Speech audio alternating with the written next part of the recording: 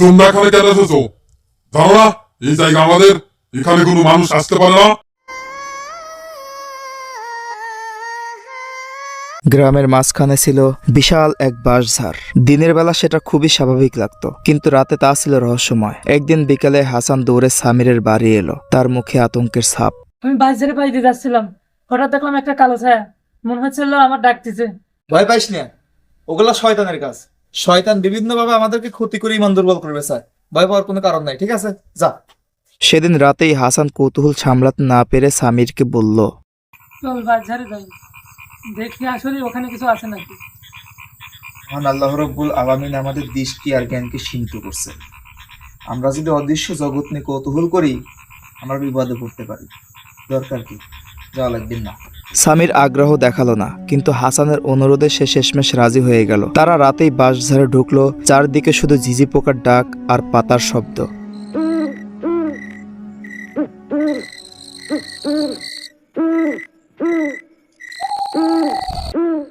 হঠাৎ সামনের বাঁশগুলোর ফাঁকে কিছু একটি নড়তে দেখা গেল। হাসান ভয়ে কাঁপতে লাগলো। ধীরে ধীরে তাদের সামনে এসে দাঁড়ালো এক আগন্তুক। দেখতে অনেক রহস্যময়, আর চোখ থেকে অদ্ভুত আলো বের হচ্ছিল। সেই আগন্তুক কঠিন স্বরে তাদেরকে উদ্দেশ্য করে বলল, তোমরা এখানে কেন এসেছো? জানো না এই জায়গা আমাদের, এখানে কোনো মানুষ আসতে পারে না। হাসান ভয়ে পেছনে হটে গেল। সামির দৃঢ় কণ্ঠে বলল, দেখুন, আমরা কেউ কারো ক্ষতি করতে চাই না। আমাদের সবারই সৃষ্টিকর্তা মহান আল্লাহ রব্বুল আলামিন। সুতরাং আমি আশা করি আপনি আমাদের কোনো ক্ষতি করবেন না, আমরাও আপনার কোনো ক্ষতি করব না। আমরা শুধু এই জায়গাটি সম্পর্কে অনেক কিছু জেনেছিলাম, যার কারণে জানতে এসেছি আসলে এখানে কিছু আছে কিনা। তোমার মতো সাহসী আমি অনেক কম দেখেছি, তবে খবরদার এখানে আর আসবে না।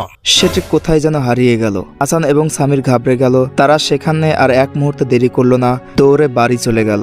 বাঁশঝাড় থেকে ফিরে এসে হাসান অসুস্থ হয়ে পড়ল। রাতে সে দুঃস্বপ্ন দেখত এবং বারবার চিৎকার করত।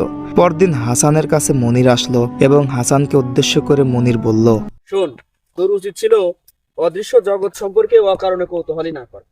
জিনরা আমাদের ক্ষতি করতেই পারে যদি আমরা আল্লাহ তাআলার স্মরণ থেকে দূরে থাকি।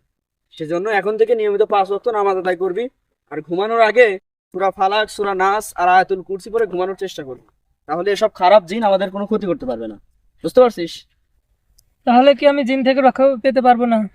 অবশ্যই পারবি। ওই যে বললাম, ঘুমানোর আগে সূরা ফালাক, নাস, আয়াতুল কুরসি পড়ে ঘুমাবি, আর নিজের ঈমানকে সবসময় মজবুত রাখার চেষ্টা করবি।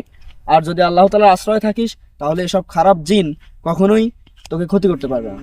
কয়েক সপ্তাহের মধ্যে হাসান সুস্থ হয়ে উঠল। সে প্রতিদিন নিয়মিত নামাজ পড়তে শুরু করলো। একদিন মসজিদে মনির এবং হাসান বসেছিল। হাসানকে উদ্দেশ্য করে মনির বলল, অদৃশ্য শক্তি আমাদের পরীক্ষা করতে পারে, কিন্তু মনে রাখিস, আল্লাহ তাআলা যদি সবসময় আমাদের পাশে থাকেন, তাহলে তারা আমাদের কোনো ক্ষতি করতে পারবে না। হে আল্লাহ, আমাদের ঈমানকে দৃঢ় করো এবং শয়তানের হাত থেকে রক্ষা করো।